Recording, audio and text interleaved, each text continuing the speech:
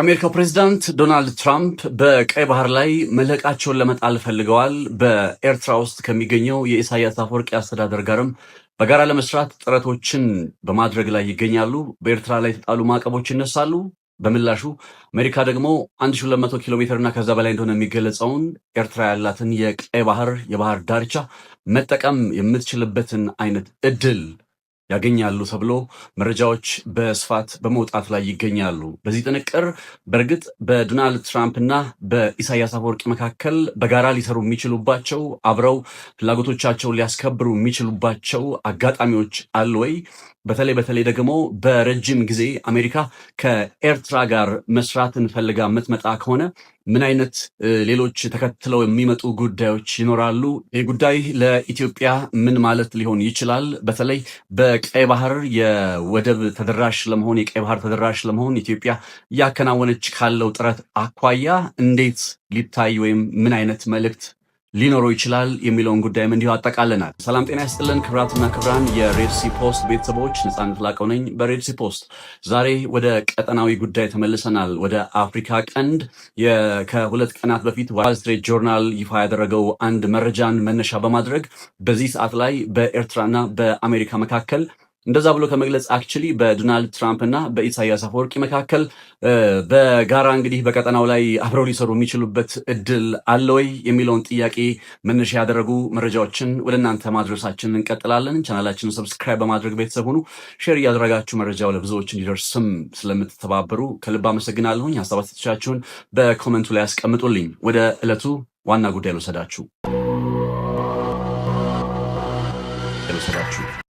ዋል ስትሪት ጆርናል ከሁለት ቀናት በፊት ይዞት የወጣ አንድ መረጃ ከፍተኛ የአሜሪካ ባለስልጣናትን በመጥቀስ የዶናልድ ትራምፕ አስተዳደር በኤርትራ ላይ የጣለውን ማዕቀብ ለማንሳት ወደ መጨረሻው ደረጃ ላይ መድረሱን የሚገልጽና በኤርትራና በአሜሪካ መካከልም እንግዲህ በዶናልድ ትራምፕ የስልጣን ዘመን አዲስ የሆነ ግንኙነትን ልንመለከት ምንችልበት። በቀደሙት ዓመታት እንደምታውቁት አሜሪካ ከኤርትራ ጋር የነበራት ግንኙነት በብዙ መሰናክሎች የተሞላ ነው።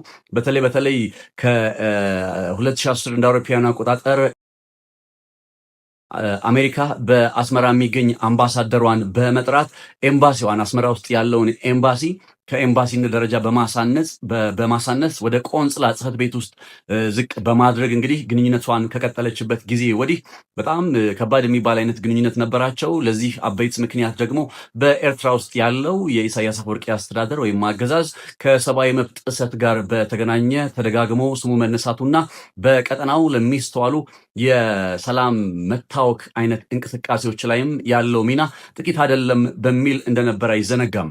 ታዲያ በ2018 እንደ አውሮፓውያን አቆጣጠር በኢትዮጵያና በኤርትራ መካከል ግንኙነቶች የመታደስ አይነት አጋጣሚ ሲመጡ በእርግጥም አሜሪካም ይህንን ፈለግ በመከተል በጊዜው እንግዲህ በዚህ ቀጠና ላይ በአፍሪካ ጉዳዮች ላይ እንደ ልዩ መልእክተኛ ሆነው ያገለግሉ የነበሩትና ከ1999 እንደ አውሮፓውያን አቆጣጠር እስከ 2000 ድረስ በኢትዮጵያ የአሜሪካ አምባሳደር ሆነው የሰሩትን አምባሳደር ቲቦር ናጌን በቀጥታ ወደ አስመራም ጭምር ልካ ነበር።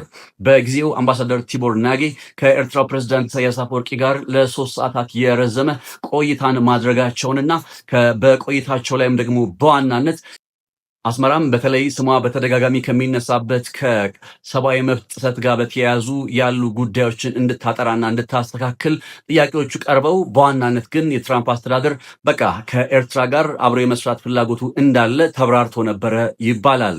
ታዲያ እንግዲህ የኛውን ጉዳይ ወደ ኋላ መለስበታለሁ። ከራሳቸው ከአምባሳደር ቲቦር ናጌ አስተያየት ጋር በአያይዤ ማለት አምባሳደሩ ይሄ የኤርትራና የአሜሪካ ግንኙነትን የማደስ አይነት እንቅስቃሴ ዜና ከተሰማ በኋላ በጉዳዩ ላይ የሰጡት አስተያየት አለ።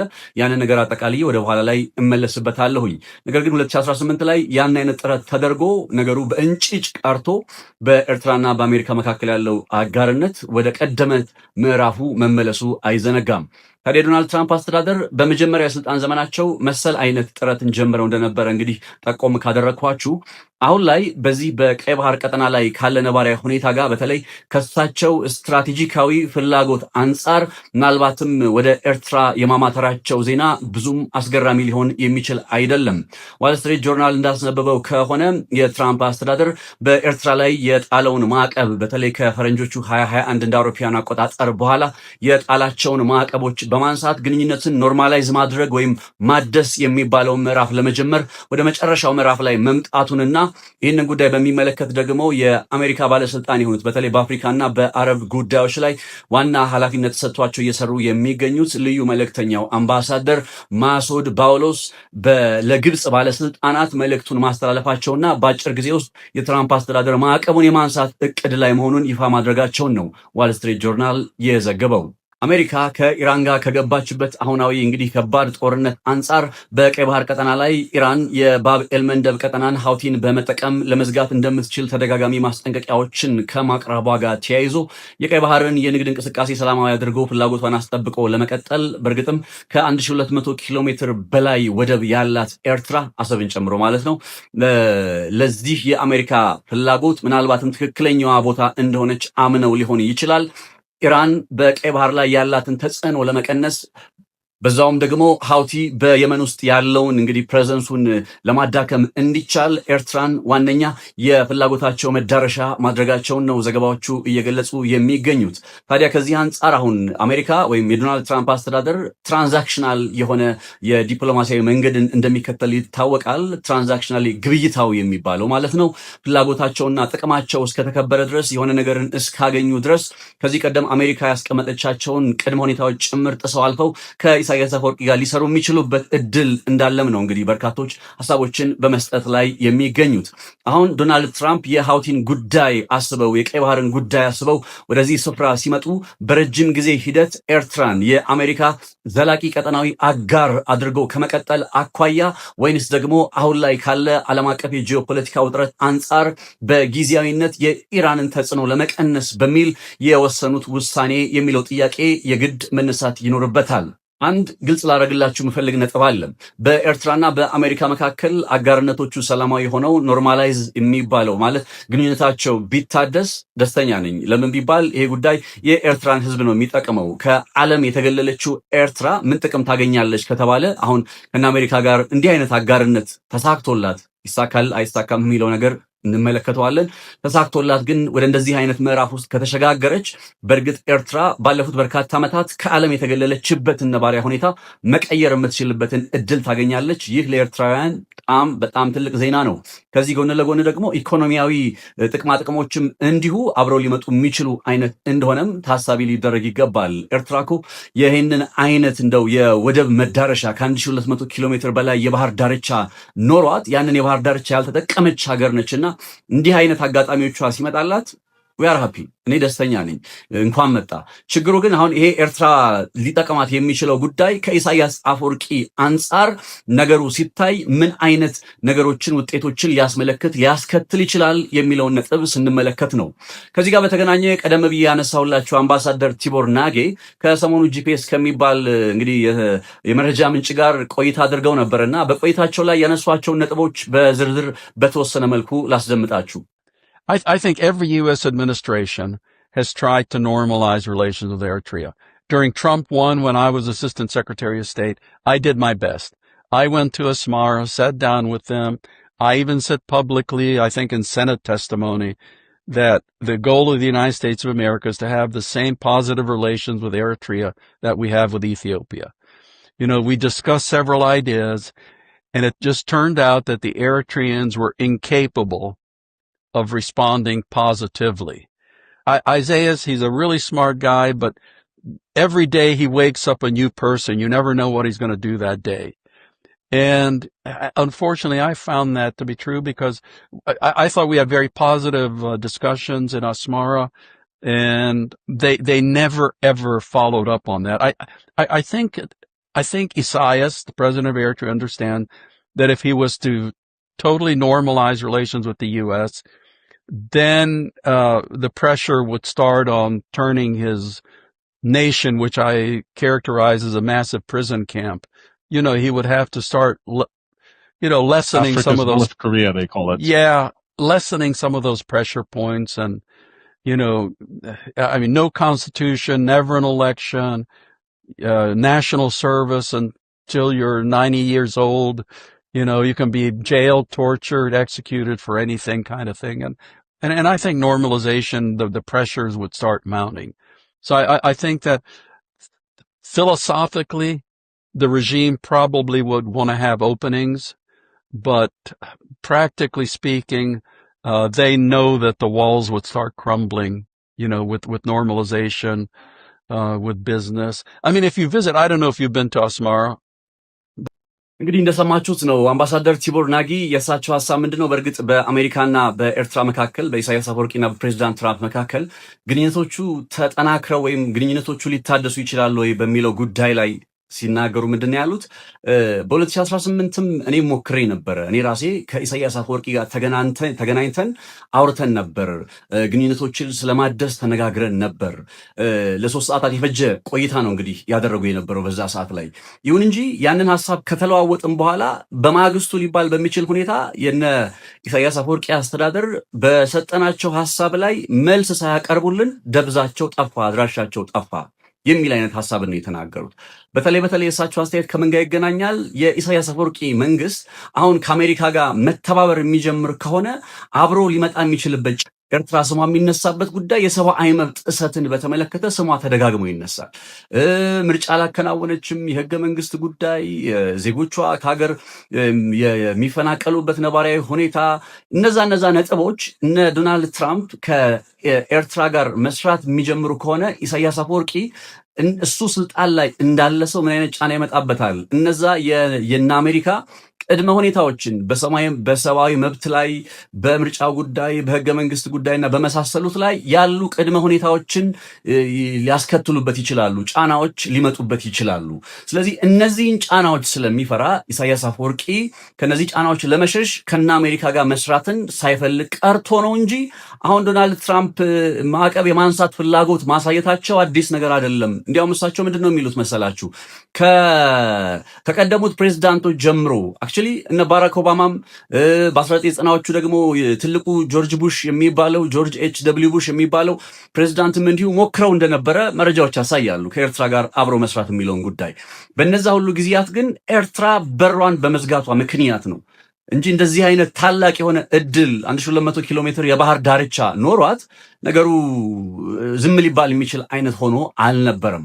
ታዲያ እንግዲህ ሊመጡ የሚችሉ ጫናዎችን በመፍራት እነ ኢሳያስ አፈወርቂ በራቸውን እየዘጉ ከሆነ አሁን ላይ ምን የተለወጠ ነገር ሊኖር ይችላል የሚለውን ነገር ግን ማሰብ እፈልጋለሁ። ይሄ ጉዳይ ምናልባት ዶናልድ ትራምፕ ቀደም ብዬ እንዳልኳችሁ ትራንዛክሽናል ወይም ግብይታዊ የሆነ የውጭ ግንኙነት አካሄድን ትራንዛክሽናል ሪያሊዝም በሚሉት መልኩ የሆነ ጥቅም የሚያገኙ ከሆነ በዛች ሀገር ውስጥ ያለ የሰብአዊ መብት የምርጫ ምናምን የምንለው ጉዳይ ጸጥ ተብሎ በዜሮ ተባስቶ ዝም ብለው ጥቅማቸውን አስከብረው መቀጠል ሊመርጡ ይችላሉ። በተለይ እነ ኢራን አሁን በዚህ ሰዓት ላይ በቀይ ባህር ላይ ካመጡባቸው ስጋት ጋር አንጻር ያንን ስጋት በቶሎ ለመመከት እንዲህ አይነት የምርጫ የሰብአዊ መብት ምናምን የምንላቸው ነገሮችን ጭራሽ ታሳቢ ሊያደርጉ የሚችሉበት እድል እንዳለ ግን ልንዘነጋ አይገባም። ለኤርትራ ትልቅ አጋጣሚ፣ ትልቅ እድል ነው። ኢሳያስ አፈወርቂ ይህንን ከነ ትራምፕ ጋር አብሮ መስራት የሚችልበትን እድል አመጣ ማለት ያው ሊሆንም ላይሆንም የሚችልበት ነባራዊ ሁኔታ እንዳለ ሆኖ የሚመጡ ጫናዎች እንዳሉ ታሳቢ መደረግ አለበት። ከዛ በተጨማሪ ደግሞ በቀጠናው ሰላም ላይ አይደለ እንግዲህ ኤርትራ አብራ እንድትሰራ የሚፈለገው። የቀጠናው ሰላም ሲባል ለምሳሌ ኢትዮጵያ ውስጥ ያላት ኤርትራ እንቅስቃሴ ይታወቃል። በሱዳን ውስጥ ከጅቡቲ ጋር ያለው ነባራዊ ሁኔታ ይታወቃል። እነዚህ ጉዳዮችን ኢሳያስ አፈወርቂ ወዶ ሳይሆን ተገዶ እንዲተው ጭምር ሊገፋ ይችላል ማለት ነው። የትራምፕ መምጣት ለኢሳያስ አፈወርቂ እድል ብቻ ሳይሆን ስጋትም ጭምር ይዞ ሊመጣ ይችላል። በተለይ አሜሪካ በረጅም ጊዜ ከኤርትራ ጋር መስራትን ታሳቢ አድርጋ ኢን ዘ ሎንግ ረን አቅዳ ከመጣች በጣም ከባድ ነው ለኢሳያስ አፈወርቂ። ለምን ከተባለ ምንም እንኳን ያው እንደምታውቁት የትራንዛክሽናል ሪያሊዝም የሚባለው ዲፕሎማሲያዊ አካሄድ ጉዳይ ቢኖርም ግን ደግሞ እነ አሜሪካ ዛሬም ድረስ ለምሳሌ ኢራን ውስጥ ትላንት ነው ከትላንት ወዲያ 8 ሴቶች የሞት ፍርድ ተፈርዶባቸው እነሱን ነፃ ወጣን የሚል ዜና ማስነገር የሚወዱ ቬንዙዌላ የድረግ ካርቴል አለ በሚል እንቅስቃሴ አድርገው ኒኮላስ ማዱሮን ከቬንዙዌላ የነቀነቁ የለወጡ ሰዎች ናቸው። የሰብአዊ መብት ጉዳይ እንደው ሙሉ በሙሉ አያሳስባቸውም የሚል ድምዳሜ ላይ እነ ትራምፕንም ለማስገባት ፈልጌ ሳይሆን ካለው አካሄድ አንጻር ታሳቢ መደረግ ስላለበት ነው እንጂ በረጅም ጊዜ ሂደት ውስጥ በተለይ አሜሪካ እነ ትራምፕ አስበው ከመጡ ኤርትራ ኢሳያስ አፈወርቂ እያለ ሊሰሩ የሚችሉበት እድል እጅግ በጣም ጠባብ ነው። ለዛም ነው አይ ፐርሰናሊ ቲንክ ዳት እነ አሜሪካ እንደ ሎንግ ረን አስበው በረጅም ጊዜ ሂደት ውስጥ ከኤርትራ ጋር የጦር ሰፈራቸውን በዛ ያው እንደ ቃኘው አይነት እንበል ቃኘው ኢትዮጵያ እንደነበረ አይዘነጋም እንደ ቃኘው በሚባለው አካባቢ ላይ የጦር ሰፈር ገንብተው ለረጅም ጊዜ ያቀደው የነ ቻይናን ተስፋፊነትም ለመቆጣጠር ጭምር የመሳሰሉት ነባራዊ ሁኔታዎችን ካልኩሌት አድርገው ከመጡ የኢሳያስ አፈወርቂ ስልጣን በዛው ተመሳሳይ እድል አደጋ ጭምር ሊደገንበት እንደሚችል መዘንጋት አይገባም የሚለው ነጥብ አብሮ ሊነሳ እንደሚገባ ምናለሁኝ። በኤርትራ ውስጥ እንግዲህ በተለይ ረዘም ላለ ጊዜ መቆየትን ዓላማ ይዛ አሜሪካ የምትመጣ ከሆነ ደግሞ የአገዛዝ ለውጥ ጉዳይንም ልንመለከት የምንችልበት አይነት ነገሮች እንዳሉ ታሳቢ የምናደርግ ከሆነ ይሄ ጉዳይ ለኢትዮጵያ እንደምን ይቆጠራል? እንደ እድል ይቆጠራል። ለምን ከተባለ ያው በኢሳያስ አፈወርቂ አስተዳደር ጋር ተቀራርቦ መስራት የሚለው ጉዳይን በተመለከተ የኢትዮጵያ መንግስት ጥረት አድርጎ በተለያዩ ምክንያቶች ነገሩ ሳይሳካ እንደቀረ ይታወቃል። አሁን ላይ ባለው ሁኔታ የኢትዮጵያ መንግስት ከዚህ ቀደም በይፋዊ ደብዳቤ በድንበር ጉዳዮች ላይ ጨምሮ እና አሰብን ያጠቃለለ ድርድር እንደሚፈልግ ጥያቄ አቅርቦ የኢሳያስ አፈወርቂ አስተዳደር ለጉዳዩ መሳለቅን እንደመረጠና አክቹሊ እንዲህ ነው ብሎ መናገርና መመለስ የሚችሉት ነገርም ስለሌለ ነገሩን እንዳዳፈኑት ይታወቃል። ኢትዮጵያ የመነጋገር በሯን ከፍታለች። ታዲያ አሁን እና አሜሪካ ከመምጣታቸው ጋር በተለይ እንደ ሎንግ ረን አስበው ከመጡ ይሄ በኢትዮጵያና በኤርትራ መካከል መነጋገር የሚለው ጉዳይ ታሳቢ የሚደረግበት ነባራዊ ሁኔታ እንዳለ ሊዘነጋ አይገባም። አንደኛው ኢትዮጵያ ከነ ትራምፕ የአሁኑ እንቅስቃሴ ጋር ተያይዞ ምን ማለት ሊሆን ይችላል ተብሎ ሲጠየቅ የሚነሳው ግንባር ቀደም ሆኖ የሚቀርበው ሐሳብ ይሄኛው ነው ብዬ አስባለሁኝ። ከዚህ ባለፈ ደግሞ ኢትዮጵያ የባህር በር ጥያቄዋ ጉዳይስ እንዴት ነው የሚሆነው የሚለው ነጥብ በተለይ ከአሰብ ጋር ተያይዞ ያለው ጉዳይ እንዴት ነው የሚሆነው የሚለው ነጥብ እንዲሁ አብሮ መጠየቅ አለበት ብዬ አስባለሁ። ይሄንን ከማለቴ በፊት ግን መርሳት የሌለብን አሁን ይሄ ዜና እንደ ዜና ነው መቆጠር ያለበት። አንድምታውን እንደው ያየው ስለሆነ ነው እንጂ እንደ ዜና ነው። በ2018ም ተሞክሯል። 2009 አካባቢ ላይ ባራክ ኦባማ ሞክሮት ያውቃል። በጊዜው ያው ዲፕሎማሲያዊ ግንኙነት የሚባል ስለሆነ ነው እንጂ ባራክ ኦባማም ሞክሮት ያውቃል። ትራምፕን በመጀመሪያ ስልጣን ዘመኑ ሞክሮት ያውቃል። አሁን ላይ የኢራንና የሃውቲ ጉዳይ ስላለ ብቻ ነው ነገሩን ስትራቴጂካዊ መነጽር እንድንሰጠው ያስገደደን እና የሃውቲን ጉዳይ የኢራንን ጉዳይ በኋላ ከእስራኤል መነጽር አንጻር እመለከተዋለሁኝ። አሁን የኢትዮጵያ የአሰብ ጉዳይ ግን እንዴት ነው የሚሆነው ከተባለ ኢትዮጵያ አሰብን በተመለከተ የምታነሳቸው ታሪካዊ፣ ህጋዊ፣ ጂኦግራፊያዊና መሰል ምክንያቶች አሉ። እነዚህ ምክንያቶች በየትኛውም አግባብ ፉርሽ የሚሆኑ አይደሉም። ጥያቄዎቹ ቢነሱ ከትራምፕ መምጣትና ለመምጣት ጋር ተያይዞ የሚቀየር ነገር የለም። ኢትዮጵያ አሰብን በተመለከተ በአልጀር ስምምነት which is እና አሜሪካ ያደራደሩት ስምምነት እንደሆነ አይዘነጋም። በአልጀር ስምምነት ፍትሃዊ ባልሆነ መንገድ እነ አሰብን እንዳጣች ይታወቃል። አሰብን በተለይ እንደምታውቁት አልጀር ስምምነት ላይ የአሰብ ጉዳይ በግልጽ አልተቀመጠም። ነገር ግን በገደምዳሜው ሊባል በሚችል ሁኔታ ነው ነገሩ የተጠቀለለው። አሰብ ራሷን የቻለች ግዛት እንደሆነች ተዘንግቶ ነው የኤርትራ አካል የሆነችው። አሁን እና አሜሪካ ከመምጣታቸው ጋር በተለይ እንደ ሎንግ ረን አስበው ለረጅም ጊዜ አስበው የሚመጡ ከሆነ ይሄ ቀጠና ሰላም እንዴት ነው የሚሆነው ሲባል አንዱ የኢትዮጵያ የባህር በር ጥያቄ ጉዳይ መልስ ሲያገኝ ስለሆነ ያ የባህር በር ጥያቄ በሰላማዊ መንገድ ይመለስ ከተባለ የምንጀምረው ከየት ነው? ከአልጀርስ ነው። አልጀርስ ላይ ትክክለኛ ተገቢ ባልሆነ መንገድ የአሰብን ጉዳይ እንደተቋጨ ስለሚቆጠር፣ ሁለተኛ ነገር የኢትዮጵያ መንግስት አሁን ለአልጀርሱ ስምምነት እውቅና ስለማይሰጥ አክቹሊ በመርህ ደረጃ ብቻ ሳይሆን በተግባር የአልጀርሱ ስምምነት አሁን ላይ ተግባር ላይ ወይም መሬት ላይ ስላልወረደ ብዙ ሐሳቦች ስለሚቀሩ ስለጎደሉ ኤርትራ የአልጀር ስምምነትን በራሷ ስለጣሰችው አሁን ቀጠናዊ ሰላም ዘለቄታዊ ሰላምን አስባለሁ ካለች አሜሪካ የዚህ አካባቢ ዘለቄታዊ ሰላም ከኢትዮጵያ ፍላጎት ጋርና አሰብን በተመለከተ ከምታነሳው ጥያቄ ጋር ስለሚገናኝ ይሄ ጉዳይ ድጋሜ ወደ ጠረጴዛው ሊመጣ የሚችልበትም እድል እንዲሁ አብሮ እንደመጣም ታሳቢ ሊደረግ ይገባል የሚል አይነት አረዳድ አለኝ። ለማንኛውም ይህንን ጉዳይ በቀጣይም እንዲሁ በስፋት ሐሳቦችን እያነሳውበት መለሳለሁ። በተለይ አሜሪካ እንግዲህ መምጣቷ እነ ግብፅንም ያመጣል። ያው ግብፅ እስራኤል ለሶማሌላንድ የሰጠችውን እውቅና የምትቃወም ነች። ኤርትራም እንደዚህ አይነት አቋም አላት።